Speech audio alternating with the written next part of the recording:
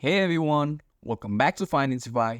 Today, I'm going to show you how to transfer money using Remitly on your mobile device quickly and easily. Let's get started. First, open the Remitly app on your mobile device. Make sure you are logged in. On the home screen, tap the recipient button to start a new transfer.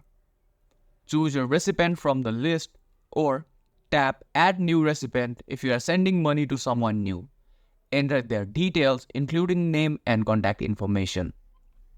Next, tap on Continue. Then, enter the amount you want to send. Remitly will display the exchange rate and the fees for your selected transfer speed. Now, select how your recipient will receive the money. Options include bank deposit, cash pickup, or mobile wallet.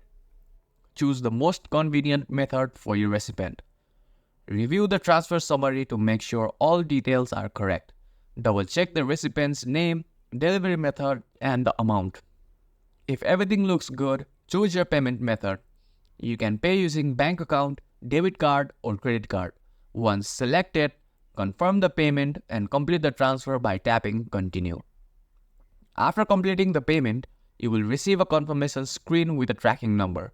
You can use this to monitor the transfer status in the transfer section. And that's it.